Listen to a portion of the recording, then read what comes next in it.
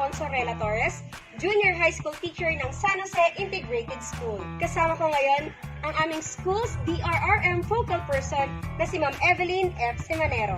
Salamat, Ma'am Julie.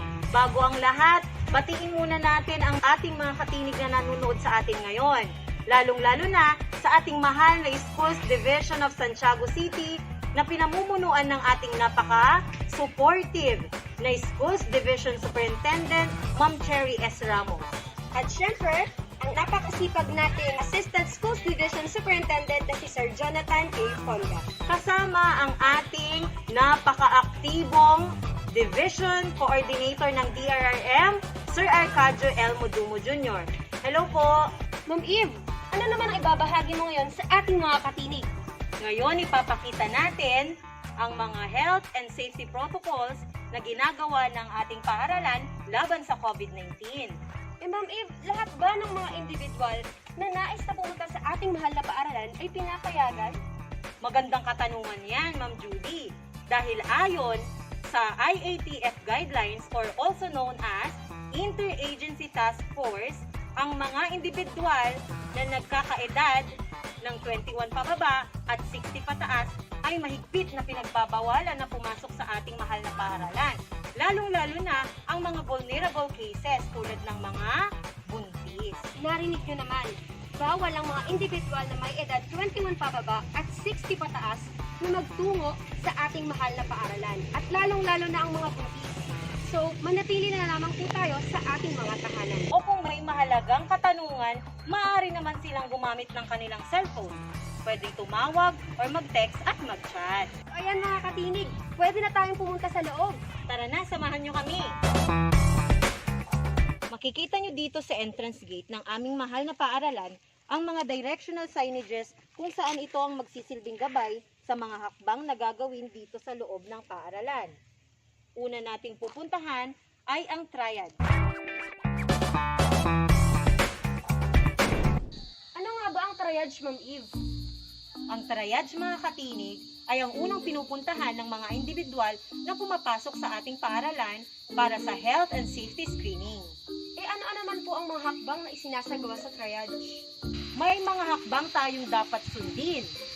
Una ay i-check ng ating school's health focal person sa katauhan ni Ma'am Jubilin P. Dumugdong ang body temperature.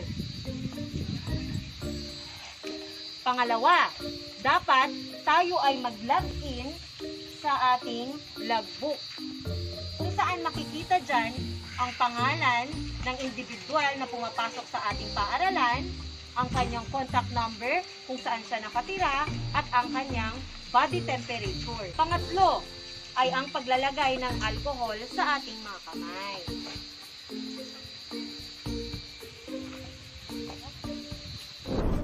At huwag kalilimutan na i-fill out ang ating health declaration form.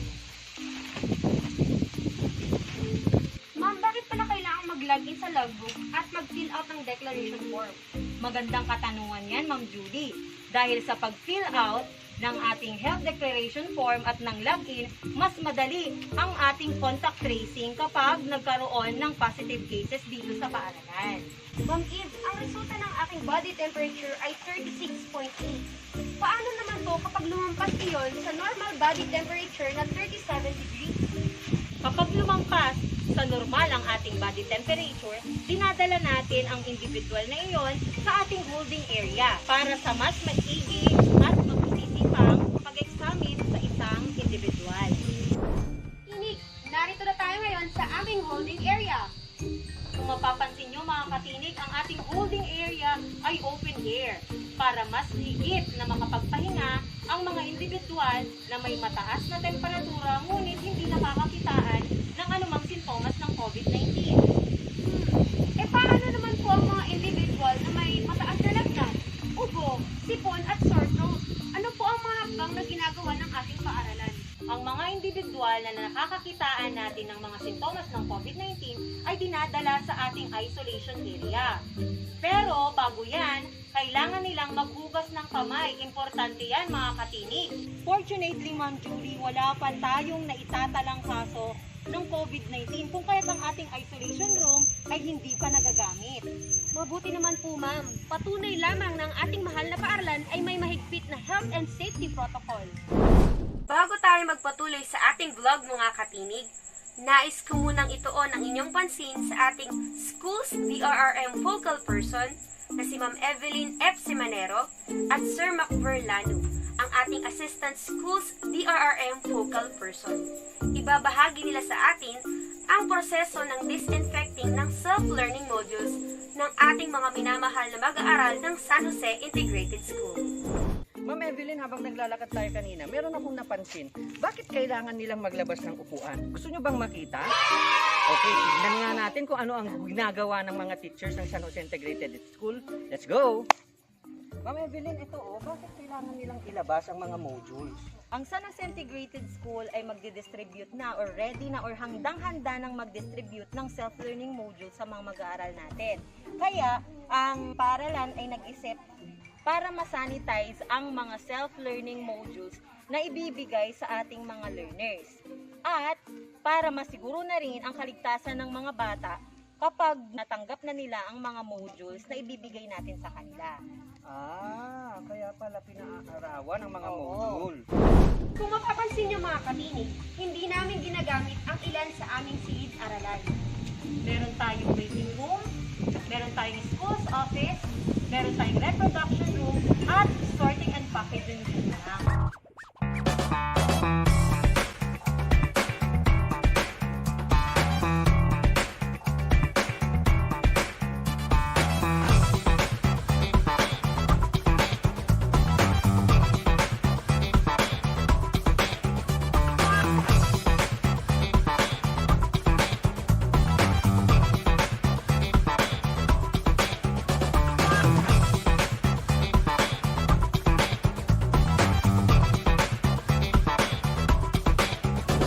At mga katinig, narito tayo ngayon sa ating school's office. Tara, samahan nyo kami. Ating kakapanayamin ang ating school head na si Sir Carlos S. Bergonia Jr. Okay, so bago yan, Sir Carlos, kumusta po? Magandang araw po. At napapanood po tayo ng live sa ating Facebook at Tinig ng Bayanihan. Meron lang po kaming ilang katanungan patungkol sa health and safety protocols ng ating paaralan na pwede nating ibahagi ngayon sa mga nakatinig natin na nanonood. Okay, magandang araw sa lahat ng tinig o katinig natin sa bayanihan.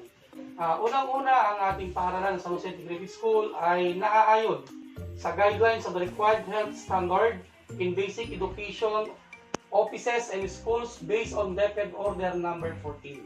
Ito ang aking pinakapangunahin na guidelines sapagkat nais nating ipaigting ang national guidelines at kaya tayo ay gumawa naman ng tinatawag nating localized guidelines. The localized guidelines of our San Jose Integrated School on the required health standard in basic education offices and school for school year 2021. So, unang-una, ito ay naaayon sa polisiya ng national government, ng ating DepEd, ng ating IATF guidelines, ang World Health Organization, ang Department of Health, sapagkat ito mismo ang nais nating polisiya na isagawa upang sa ganun ay mapaigting natin ng may husay at galing at ang lahat ng kliyente ng San Jose Integrated School, lalong-lalo na ang ating mga kaguruan, ay laging ligtas sapagkat ang ating pangunahing adikain ay ang health and safety ng ating mga kaguruan. Sapagkat kung ang ating mga kaguruan ay nasa mabuti at maayos na kalusugan, ay mas madaling may paigting ang lahat ng mga programa, aktibidades at ano pang mga proyekto ng ating Department of Education. And sir, ano naman po ang mga hakbang na ginagawa ng ating paaralan upang makasigurado na ang empleyado ay ligtas sa COVID-19? Yan, mahusay Ma'am Julian, sapagkat ito ay nababatay sa localized policy ng ating paaralan, which is naaayon sa polisiya ng DepEd Order number 14, 2020. Unang-una ay magsuot ng proper implementation of no mask, no entry policy. Pangalawa, ilag ang kanilang pangalan.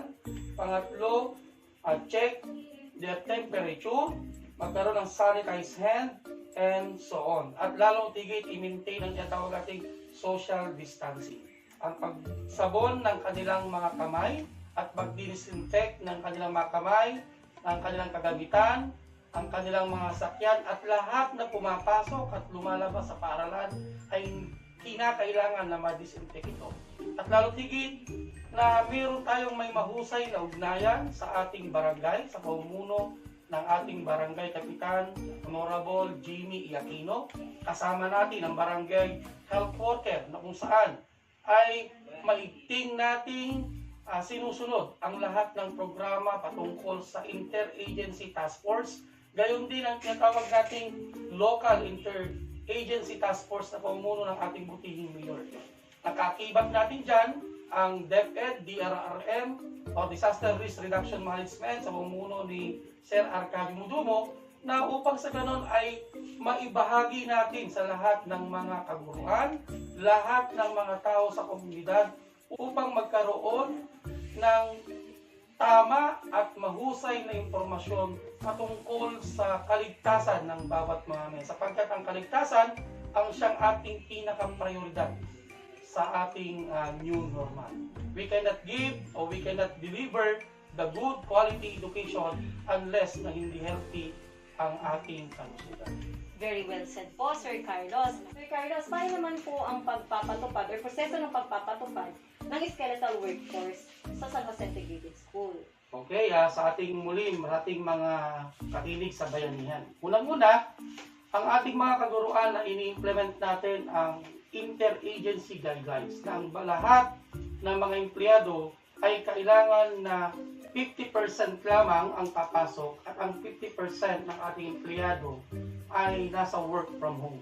Sa madaling salita, we properly implement the social distancing but close monitoring in terms of our services to our department. Pangalawa, ino-consider din natin yung mga guro natin na sila ay pregnant women.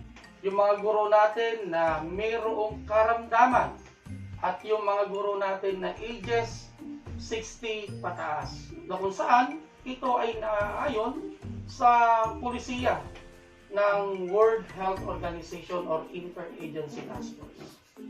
So, Sir Carlos, may mga involvement po ba ang barangay at ang ating mga stakeholders sa pagpapaigting ng health and safety protocols ng paaralan? Yes, sapagkat dito sa San Jose Integrated School ay mataas ang antas ng partnership dito sa San Jose Integrated School. Sapagkat nakikita ng ating mga barangay officials at stakeholders ang pangangailangan ng ating mga kaguruan, lalo higit sa antas ng kaligtasan o tinatawag nating health and safety procedure. So, marami ang nagdo-donate ng mga PPE. Andiyan ang face mask, face shield, alcohol, mga sabon, at kung ano-ano pa. Kapartner din natin ang ating Parents Teachers Association Officers sa pamumuno ng ating PTA President na si Apo Lino Inalbes. Na kung saan, kasama ang kanyang mga opisyales, ay dinidisinfect ang ating butihing paaralan every Friday sa ganap na alas 3 ng hapon upang masigurado ang kaligtasan ng bawat isa, gayon din ang lahat na pumupunta sa ating paaralan. Salamat po, Sir Carlos. Muli mga katinig, ito ang San Jose Integrated School na nagsasabing Bida ang lahat, ligtas ang may alam. San Jose Integrated School! Bida ang handa! Ligtas ang may alam!